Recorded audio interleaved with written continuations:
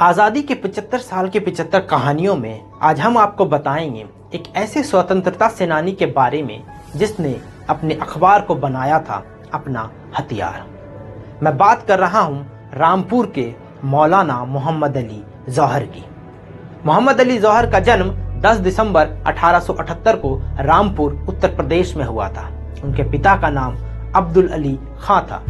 पिता की मौत जल्दी होने के कारण सारी जिम्मेदारी मां पर आ गई, लेकिन उन्होंने पूरी जिम्मेदारी से अपने सभी बच्चों का पालन पोषण किया।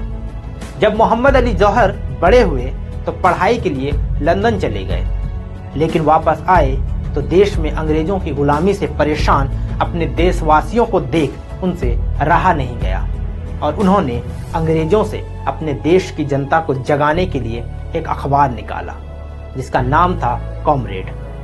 उन्होंने अपने अखबार के जरिए लोगों को जगाने का काम किया और साथ साथ खिलाफत आंदोलन का भी खुलकर समर्थन करते हुए उस आंदोलन में काफी अहम भूमिका निभाई। लेकिन अंग्रेज उनके इस अखबार से परेशान होकर उनके खिलाफ कानूनी कार्रवाई की और फिर उन्हें 4 साल की सजा सुना दी। उन्हें जेल हो गई। लेकिन जब जेल से बाहर निकले तो उन्होंने एक मुस्लिम यूनिवर्सिटी की स्थापना की जो बाद में जामिया मिलिया इस्लामिया के रूप में पूरी दुनिया में जाना जाने लगा।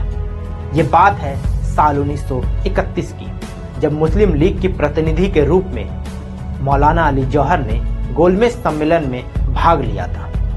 वहां उन्होंने भाषण के दौरान एक नारा दिया जिसे आज भी लोग याद करते हैं। उन्होंने कहा था, या तो मुझे आज़ादी दो या मुझे मेरी कब्र के लिए 2 गज की जमीन।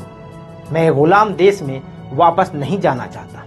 और शायद तकदीर को भी यही मंजूर था।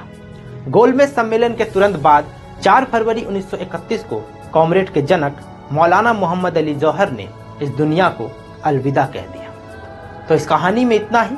बाकी ऐसी ही तमाम कहानियों के लिए बने रहे मेरे साथ और देखते रहें जी मीडिया का डिजिटल प्लेटफॉर्म।